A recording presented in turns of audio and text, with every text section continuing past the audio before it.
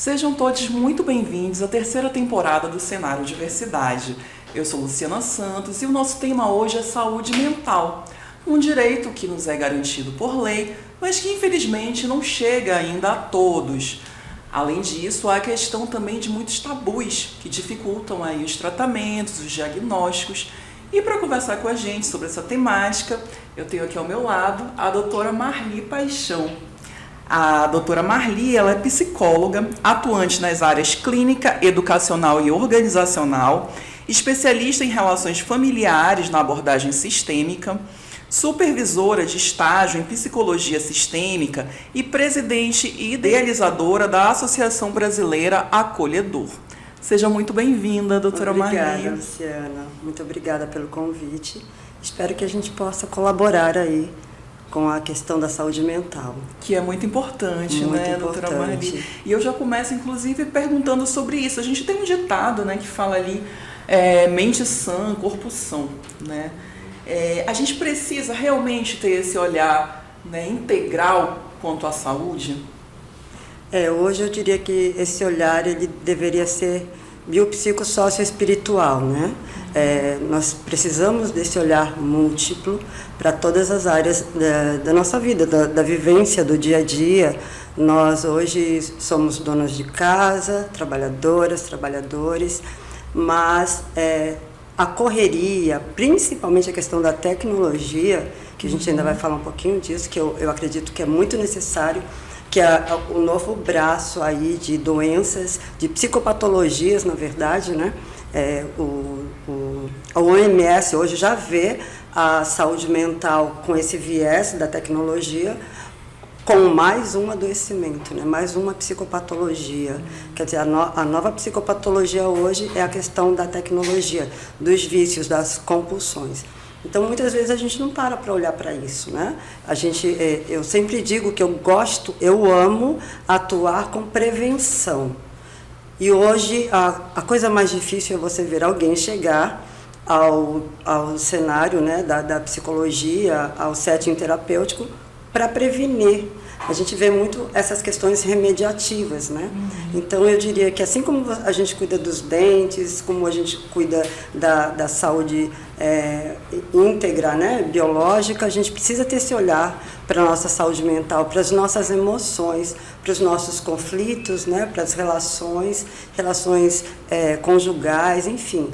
Todo esse olhar, tudo aquilo que implica em dores emocionais, em questões que eu não sei muitas vezes qual caminho seguir, né?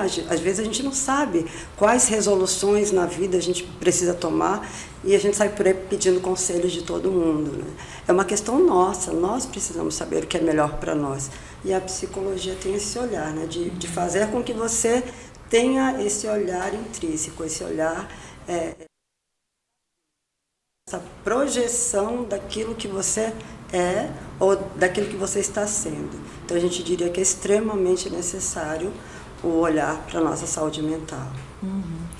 E aí eu tava querendo saber assim, da senhora, ainda voltando para essa questão da ligação, né, entre mente e corpo, como é que fica, por exemplo, a questão das doenças psicossomáticas? Sim, sim.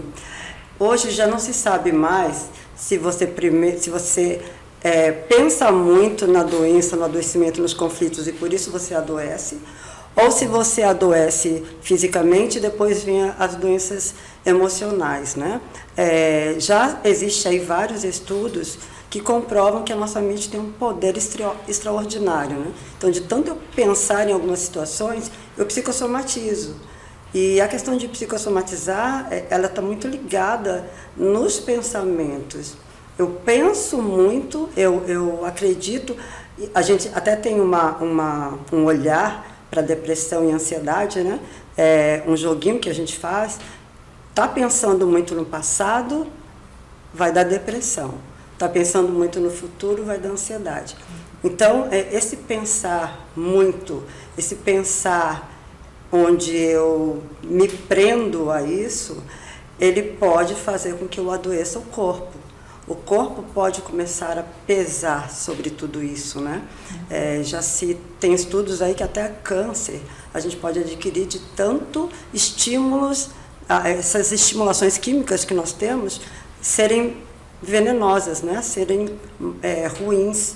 Então, a gente tem hormônios bons e ruins. Então, se eu estou vivendo e pensando coisas boas, eu vou psicossomatizar o bem.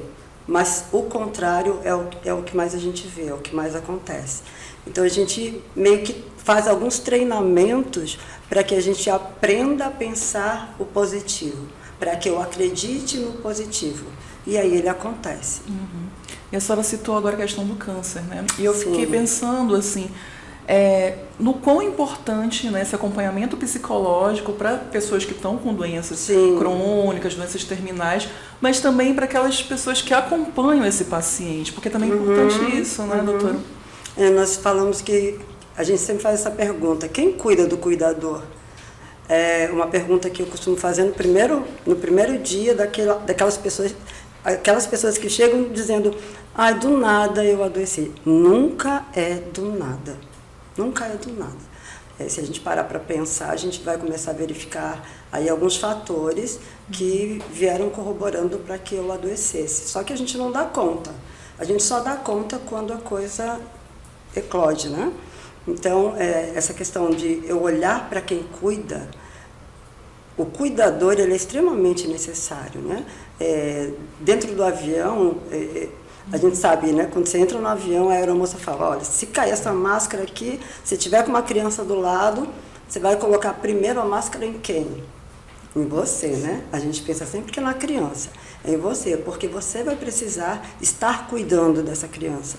Se de repente você coloca a máscara na criança e desmaia, quem é que vai cuidar, quem vai orientar, e ela não vai nem saber o que fazer.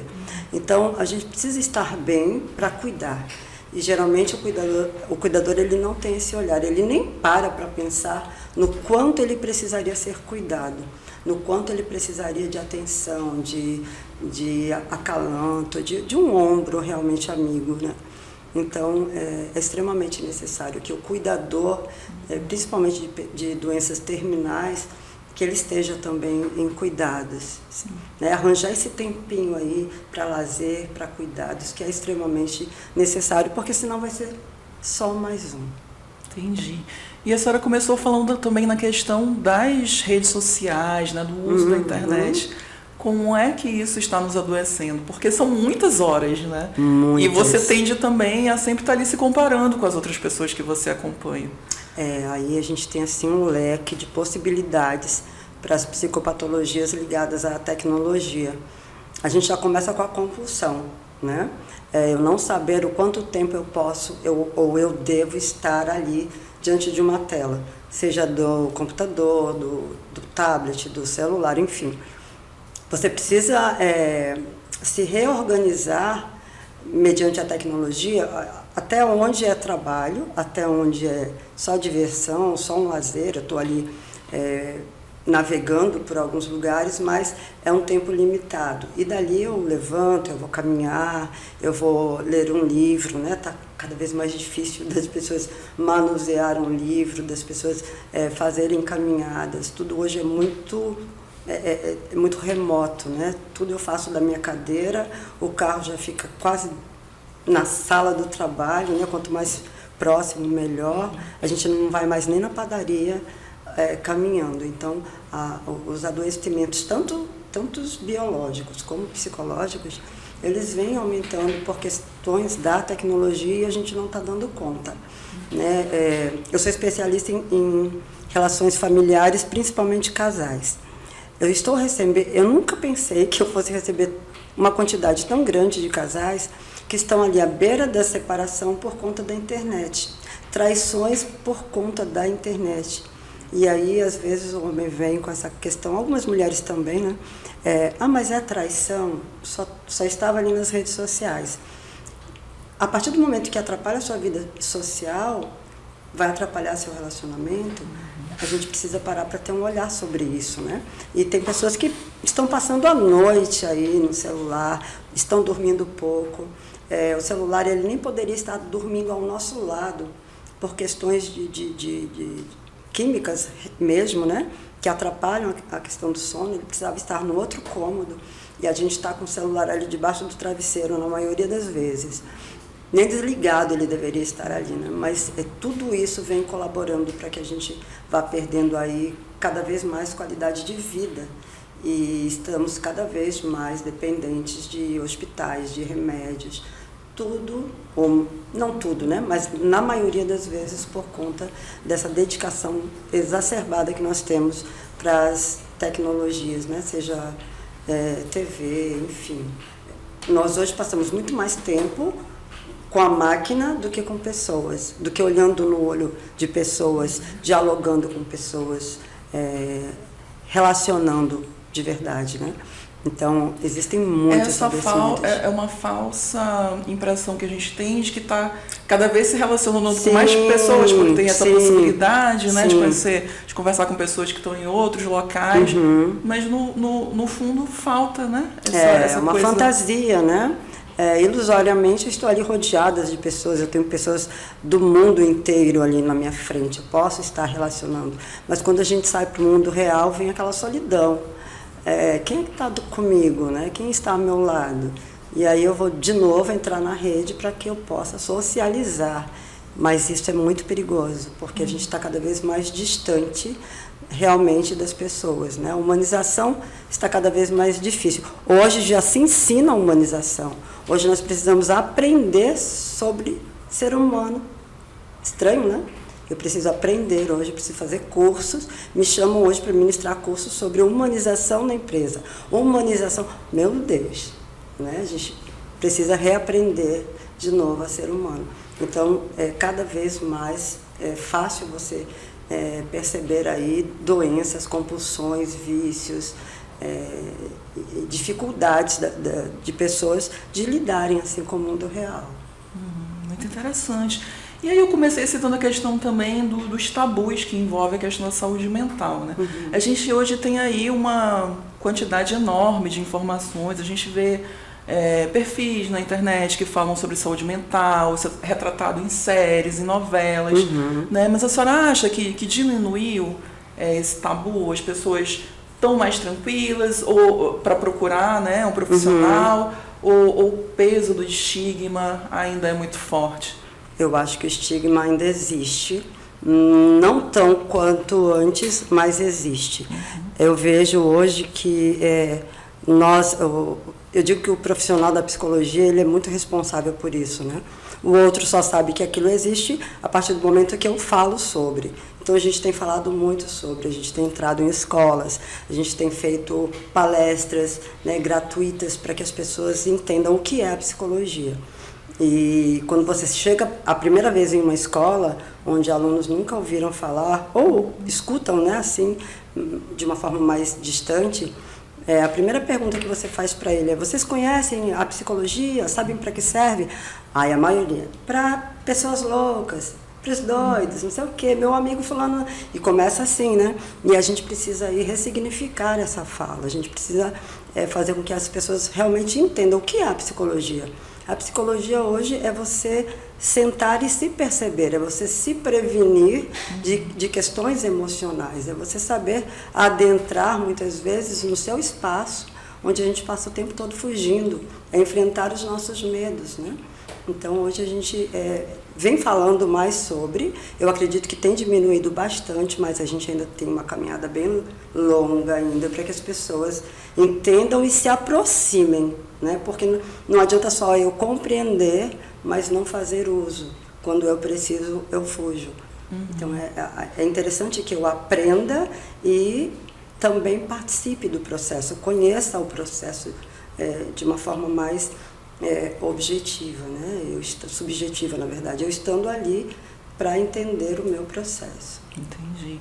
Assim, então, a senhora acha que o que dificulta mais a busca por tratamento seria essa questão desse estigma, né, desse medo, ou também a questão financeira? Porque a gente tem o SUS, né, que oferece ali, mas a gente sabe que não consegue suprir a demanda, que é muito grande. E a gente abre um parênteses, né, porque a partir do momento em que eu tenho aí uma rede de apoio que oferece, né, o serviço público, mas eu não divulgo, então o público não procura. E quando a gente encaminha, muitas vezes vem os pacientes, né, para para o privado, a gente vê que ele não tem condições e encaminha para o público. Ele volta dizendo, olha, eu só vou ser atendido daqui 4 meses, eu só vou ser atendido ano que vem. E nem todos eles têm essa possibilidade de espera. A gente trabalha aí com uma maioria de jovens com sentimento suicida. Então, ele não tem muito tempo para buscar SUS, para esperar, para a família compreender, porque a família também precisa ser assistida. Então, a gente precisa aí pensar em políticas públicas, né? E quando a gente percebeu isso, acredito que ali em 2017, eu percebi, mas alguns colegas perceberam, e a gente já começou fazendo um trabalho também paralelo, né? Um trabalho social, para que a gente pudesse também atender essas pessoas, para que a gente pudesse também estar dentro das escolas. Então, hoje a gente já tem um trabalho voluntário que tem também esse olhar que vai somar aí com essas pessoas que não têm possibilidade de pagar por uma consulta, né? Mas eu ainda te digo que eu uniria os 2 fatores, porque tem gente que tem condição de pagar, mas não procura, né? E tem aqueles que precisam procurar, mas não sabem onde tem. Então, hoje, o nosso papel é divulgar realmente a psicologia, a psicoterapia, as possibilidades, né? Várias universidades aí que fazem atendimentos e bons atendimentos. Eu já trabalhei com vários finalistas de psicologias, são pessoas que sabem, né? São pessoas de boa índole, então a gente tem aí um mercado aberto, mas eu acredito que as 2 coisas precisam caminhar ali juntas, né? Eu saber que existem pessoas que precisam de aprender o que é realmente a psicologia e pessoas que precisam saber onde encontrar, porque financeiramente elas não têm esse recurso e pensam que é algo muito distante, né? Algo que está muito além daquilo que elas poderiam ter. E não, hoje a gente já encontra possibilidades. Tá bom, doutora Marli, a gente vai fazer agora um breve intervalo e daqui a pouco a gente retorna com mais Cenário Diversidade.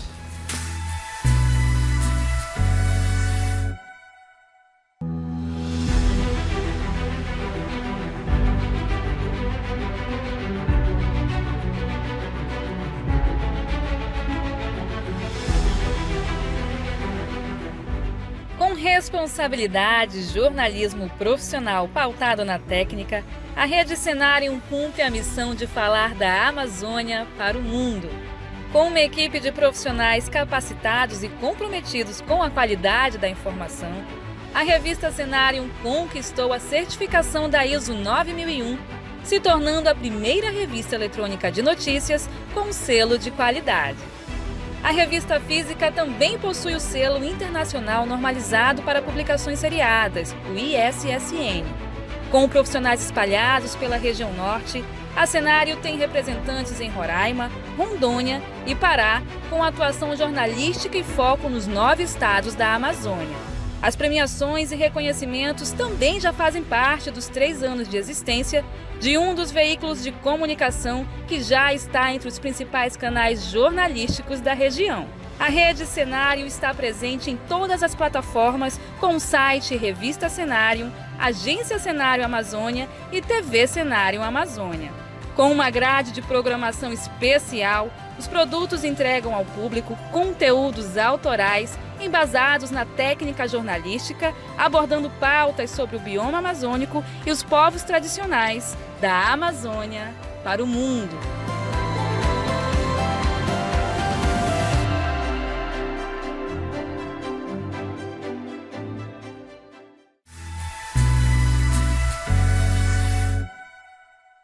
Estamos de volta com o Cenário Diversidade, que hoje recebe a psicóloga Marli Paixão para falar sobre saúde mental. Mas antes de retomar o meu bate-papo com ela, eu queria te convidar para conferir as redes sociais do Cenário. Lá você vai encontrar todo o material que é produzido aqui pelos nossos colegas e também você pode assistir os episódios anteriores dessa temporada e das outras 2 temporadas anteriores. Doutora Marli, a gente terminou o bloco passado, né, falando sobre os motivos que ali criam barreiras, né, para que as pessoas procurem tratamento. A senhora participa de uma associação, né, é uma das fundadoras da associação. acolhedor que desenvolve um trabalho de forma gratuita, né? Para acolher essas pessoas que de repente não podem pagar ali por um serviço privado. Né? Eu queria saber da senhora como é que foi o início, né? O que deu start nesse serviço que hoje é desenvolvido. Esse serviço é interessante porque não foi nada planejado, né? Então foi algo que nós tínhamos ali a possibilidade e começamos a perceber que não daria para ficar só ali. Nós logo, creio que foi outubro de 2017, nós tivemos uma mãe que nos procurou. Eu, nessa época, estava em uma universidade fazendo trabalho de responsável técnica, quando essa mãe procurou desesperada porque a filha havia perdido um amigo para o suicídio. E essa menina, ela tinha mais 7 amigos. Então, eram 8 jovens que haviam perdido um amigo para o suicídio e os 8 tinham preparado essa questão juntos. Eles iam acometer juntos no mesmo dia. Só que só um teve coragem. E nisso os outros começaram a se perguntar como fariam, por que não tiveram coragem. E aí nisso as mães souberam. E uma das mães me procurou. Quando ela me procurou, o que eu pude oferecer naquele momento foi o serviço da universidade, né, com os estagiários atendendo esses adolescentes, jovens adolescentes ali de 16, 17 anos. Nós começamos a atender os 8 ali e suas respectivas famílias. Passado uns 6 meses, a universidade percebeu que era uma demanda muito grave para alunos que ainda não eram formados. Então, começaram a se perceber de uma forma um pouco mais, eu diria, sensível, né? E vamos tirando essa temática de dentro da clínica de psicologia da universidade e verifiquem o que vocês vão fazer, mas aqui não cabe mais.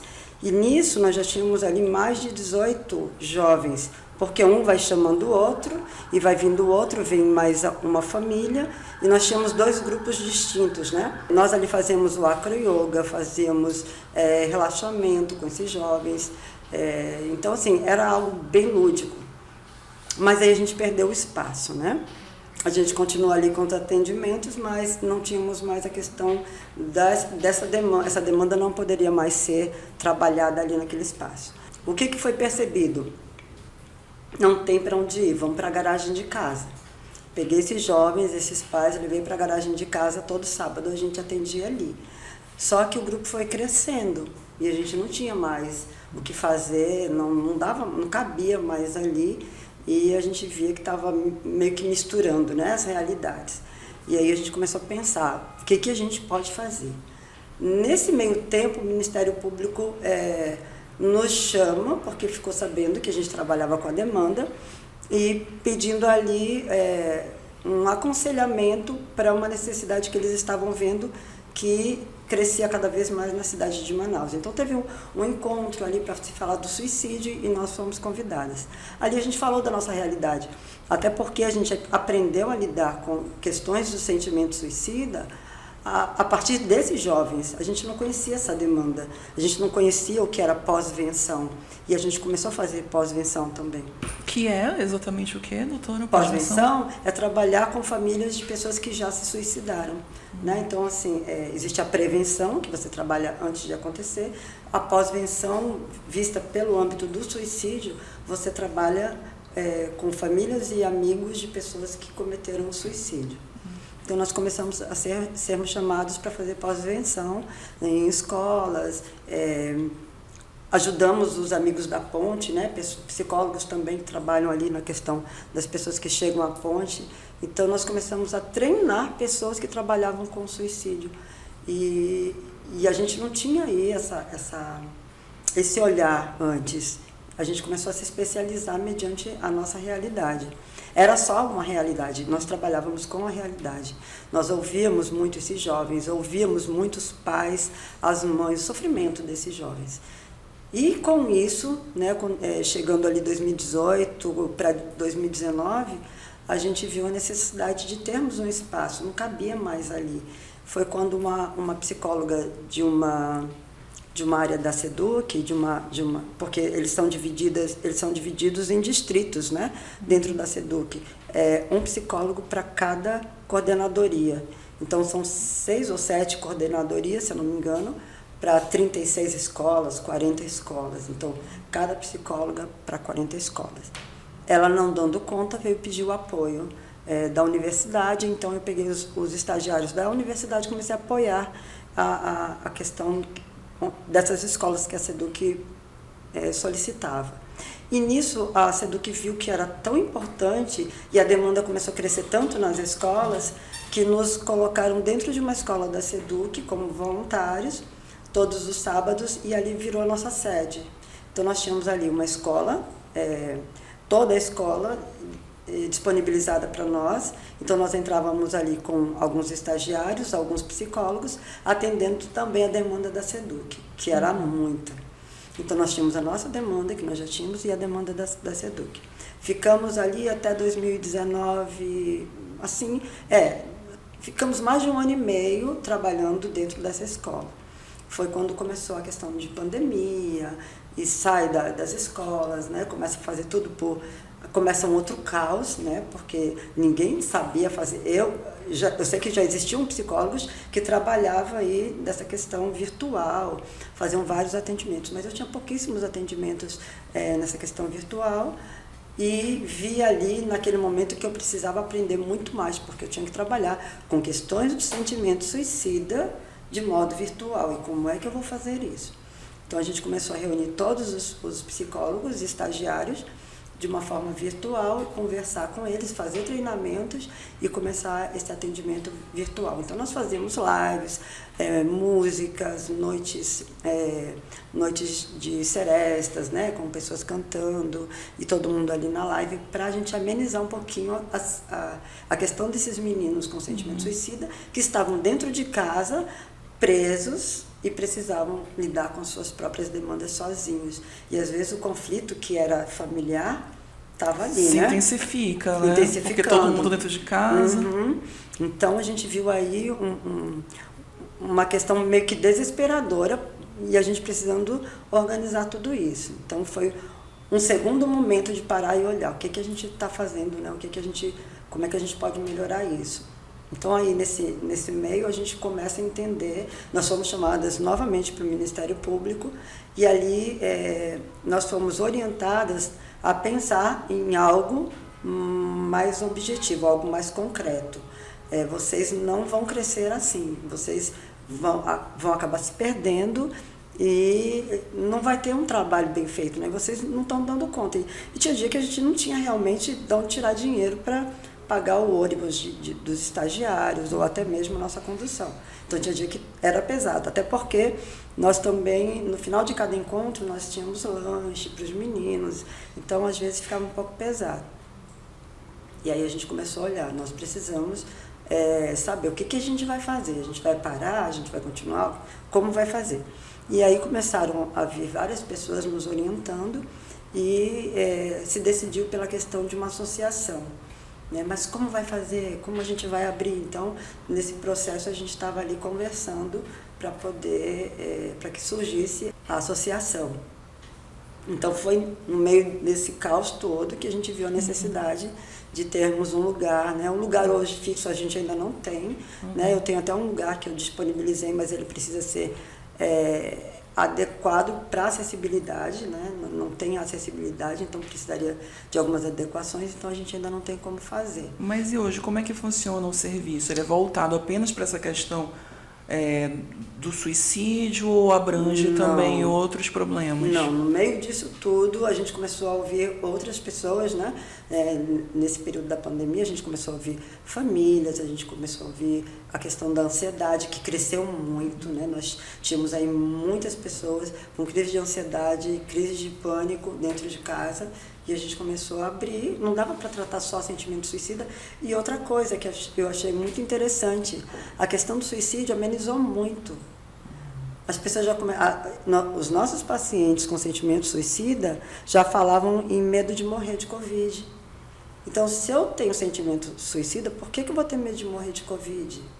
Então, a gente começou a ver que isso estava aumentando, né? Esse cuidar pela vida, o desespero de ver que tem um monte de gente morrendo, eu comecei a valorizar um pouco mais a minha vida. Só que aí surge o quê? Crises de ansiedade, crises de pânico. Então a gente começou a intensificar e vimos que não era interessante a gente trabalhar só dentro de uma vertente, né? E aí começa a se trabalhar também com sentimentos de depressão, ansiedade e todas as outras psicopatologias. E a partir daí, o que cresceu foi a questão de muitos estagiários precisarem de campo de estágio, porque não tinha ninguém oferecendo estágio na época da pandemia. E aí, quando a gente viu, nós tínhamos só 3, 4 estagiários, de repente nós já tínhamos 53 estagiários, mas não tínhamos as pessoas para dar suporte, porque pelo meu conselho, pelo Conselho de Psicologia, cada psicólogo só pode abarcar até no máximo 10 estagiários. Então a gente começou a verificar outros profissionais para poder estar supervisionando esses estagiários. Sei que a gente conseguiu, e nisso aí a gente começou a fazer esse atendimento amplo, né? Atendemos várias pessoas. E para onde é que a gente foi, né? A gente ficou um bom tempo ali nas videoconferências, nas lives, e depois a gente migrou para um local maior. Vem aí a igreja, né, que é bem aqui perto, o Santuário de São José. Lá uma assistente social nos solicitou atendimentos aos sábados, e ela disponibilizava 8 ou 10 salas, e quando a gente viu, a gente já tinha esse espaço onde nós estamos hoje. Né? Então é um espaço onde todos os dias a gente atende lá mais de 50 pessoas, né? Às vezes a gente está atendendo 80 pessoas, já chegamos a atender 100 e poucas pessoas em tempo de mutirão que a gente faz. Hoje nós já temos pedagogos, temos massoterapeutas com a gente, então a gente vem crescendo, mas ainda tudo de forma voluntária. Hoje a gente já começa a ter esse pensamento de como é que eu posso ter uma renda para poder suprir aquilo que a gente precisa, para pagar a sede que a gente precisa, para pagar até mesmo uma bolsa para esses estagiários, né, que muitas vezes eles não têm como estar lá. Então a gente vem pensando em várias possibilidades, e uma delas foi o evento que nós estamos criando agora para setembro, que é um olhar diferente, aí já é outra história. E que a gente vai já conversar sobre ele, doutora Marli. É outro. Então, assim, a gente foi migrando e hoje nós estamos mais ou menos um pouco mais estruturados, né? A nossa estrutura hoje física de pessoas, hoje ela é bem confortável, mas essa questão ainda de um lugar onde a gente pudesse atender toda semana, desse olhar, né, mais próximo para outras pessoas, que muitas vezes a fila está tão grande, volta metade das pessoas para casa porque não vão conseguir ser atendido, isso ainda nos incomoda, mas a gente sabe que aos pouquinhos a gente vai conseguindo, né? A gente vai tendo aí pensamentos que vão nos levar a possibilidades para abarcar o que é necessário, né? É isso. A gente vai fazer mais uma pausa e daqui a pouco a gente vai conversar, inclusive, sobre esse evento que a doutora Marli acabou de citar. Até mais.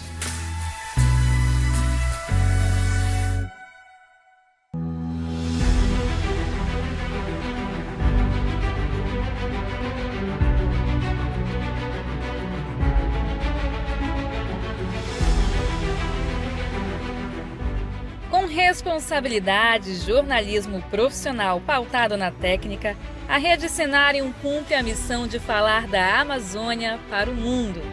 Com uma equipe de profissionais capacitados e comprometidos com a qualidade da informação, a revista Cenário conquistou a certificação da ISO 9001, se tornando a primeira revista eletrônica de notícias com selo de qualidade. A revista física também possui o selo internacional normalizado para publicações seriadas, o ISSN. Com profissionais espalhados pela região norte, a Cenário tem representantes em Roraima, Rondônia e Pará, com atuação jornalística e foco nos 9 estados da Amazônia. As premiações e reconhecimentos também já fazem parte dos 3 anos de existência de um dos veículos de comunicação que já está entre os principais canais jornalísticos da região. A Rede Cenário está presente em todas as plataformas com o site Revista Cenário, Agência Cenário Amazônia e TV Cenário Amazônia. Com uma grade de programação especial, os produtos entregam ao público conteúdos autorais embasados na técnica jornalística, abordando pautas sobre o bioma amazônico e os povos tradicionais da Amazônia para o mundo.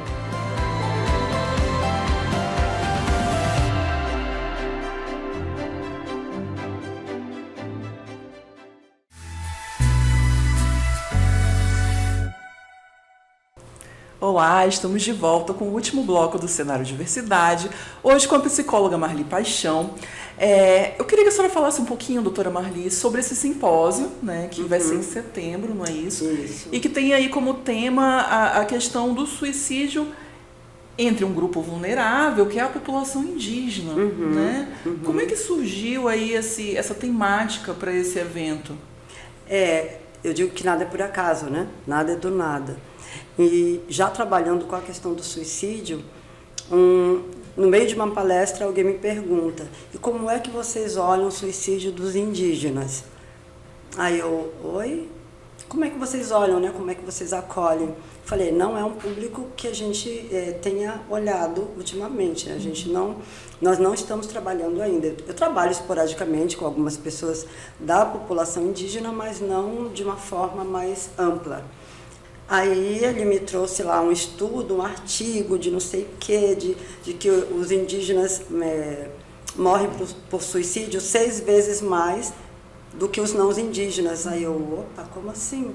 E aí isso me interessou, eu comecei a fazer algumas leituras. E como eu já estava atendendo algumas pessoas indígenas, eu comecei a comparar a fala deles, né? Na fala deles, e quando eu fazia ali o genograma deles, genograma é um mapa familiar que a gente faz para fazer um estudo ali, até 3 gerações, né, trigeracional, para a gente saber quais são as possibilidades de psicopatologias ou doenças patológicas, alguma patologia que possa levar a psicopatologias, né? Então a gente faz um mapa amplo da família materna e paterna e vai fazendo investigações. Então no meio desse genograma eu percebia que muitos desses indígenas tinham morrido por suicídio ou acidentes, né? Morreu afogado, morreu alcoolizado ou por excesso de alguma substância química. E muitos morriam de feitiço, né? Tinha muita fala, morreu de feitiço. Então eu comecei a me interessar por isso, né? Porque o que leva uma quantidade tão grande de pessoas da mesma família pensarem no suicídio como uma saída. Alguns eu vi que era questão cultural, né? Como a gente tem aí em alguns países, o suicídio como algo para honrar a família, né? Então, algumas tribos também têm esse pensamento. Mas a maioria delas tem a questão mesmo da fragilidade. E pasmem, né? Alguns chegam a essa questão por conta de conhecer o mundo não indígena, por conhecer o mundo dos brancos ou de outras populações não indígenas, que têm uma vida muito mais tranquila, né, aparentemente, e que eles não conseguem alcançar, né? Muitos vivem da roça, vivem de caça e querem migrar disso. Então vêm para a cidade, muitas vezes não conseguem, voltam frustrados e ali se entregam à bebida e muitas vezes pensam no suicídio. Ou por outras questões, mas os que eu atendo, a maioria, eu comecei a perceber no mapa, não que eles pensassem, né? Mas no seu mapa familiar, sempre alguém que pensou no suicídio como uma forma de aliviar a dor. Que quando a gente trabalha dentro do setting terapêutico, você vai entender que o suicídio não vai aliviar a sua dor, ele pode potencializar, né? Então, quando eu comecei a entender que tem muita gente que a gente não sabe, ninguém está falando sobre isso, ninguém está olhando isso, porque está lá dentro, né? Está lá nas suas comunidades, e pode não ser tão interessante. quem é que está cuidando deles? Nesse olhar, eu chamei alguns alunos indígenas que eu tenho, já formando em psicologia. E a gente começou a fazer um estudo sobre isso. A gente começou a fazer pesquisas, enfim. E a gente começou a ver que realmente é grave, né? Tem uma quantidade muito grande de pessoas dentro das suas comunidades morrendo de suicídio. E a maioria na fase da adolescência.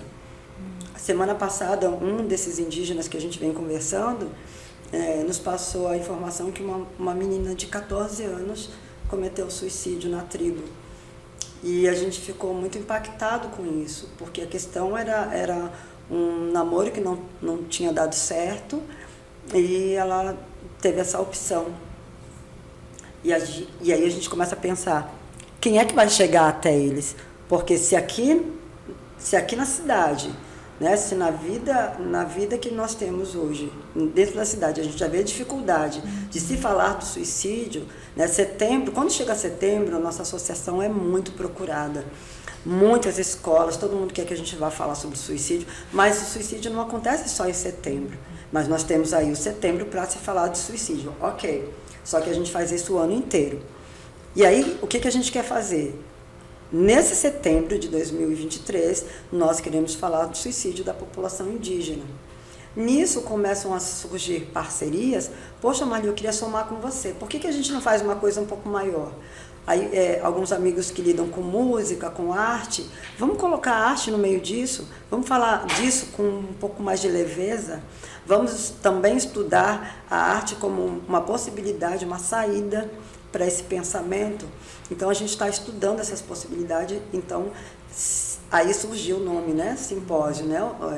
O primeiro simpósio psicocultural dos povos da Amazônia, que a gente tem aí esse olhar para a Amazônia. Então a gente está fazendo contatos, a gente está ouvindo histórias, a gente quer trazer essas pessoas para falar sobre isso, a gente quer trazer essa discussão. Uma das pessoas de uma das tribos que a gente ouviu, ela nos disse: é muito legal vocês falarem sobre isso, a gente está apoiando vocês, mas quem vai entrar na nossa tribo para tratar os indígenas? Era isso que eu ia lhe perguntar, assim, sobre essas dificuldades, né, para os próprios profissionais. Eu não sei se de repente durante a graduação, se há disciplinas voltadas para digamos público. Que essa leitura até social, racial também, porque indígenas são pessoas racializadas, sim, né? Sim.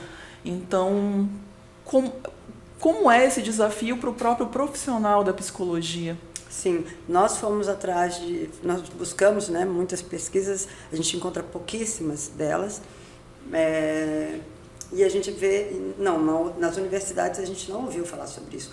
Pouco a gente ouve falar sobre o próprio suicídio, né? Então, assim, nós não ouvimos e nós estamos buscando. Como nós temos alunos indígenas, eles estão falando dessa realidade. E eles que serão as pessoas que entrarão nas tribos para trabalhar. A gente quer dar esse suporte, a gente quer saber quem mais ali dentro pode fazer, né? Nós temos alguns enfermeiros também indígenas. Então, o nosso desejo é falar, é divulgar o que está acontecendo. A Amazônia precisa saber, né? É uma quantidade muito grande de pessoas. Nós já temos uma dívida enorme com a população indígena. E vê-los tirando a própria vida por questões, muitas vezes, que seriam situações simples que, se sentasse e conversasse, a gente poderia resolver. Isso não é justo, né? A gente precisa chegar até eles. Então, o nosso olhar é chegarmos até essas pessoas, enviarmos, treinarmos até pessoas para saberem lidar com a questão do suicídio, porque tratar do suicídio na cidade é uma coisa, tratar da situação do suicídio dentro de outras tribos é bem diferente, porque para cada uma é uma demanda diferente. Então a gente precisa desse olhar, a gente precisa ouvi-los para saber o que eles esperam da psicologia ou da enfermagem, né? O que as pessoas poderiam fazer para melhorar ou para amenizar a questão do sentimento suicida dentro das tribos. Então, o simpósio, ele não vem como uma tratativa, ele vem como uma forma de escuta. É um lugar que vai se abrir ali a possibilidade de discutirmos sobre isso, de compreendermos e de criarmos políticas públicas para que isso. Nós convidamos também o Ministério Público, que se colocou a estar com a gente, o Conselho Regional de Psicologia também estará com a gente. Eu acredito que são cabeças pensantes que juntas, ouvindo a população indígena, vão poder criar subsídios para que a gente possa estudar, para que a gente possa aprender e para que a gente possa realmente estar com eles, saber lidar com essa demanda, principalmente quando vem das suas crianças, né, dos seus adolescentes, que tão jovens já estão perdendo a vida também pelo suicídio. Uhum.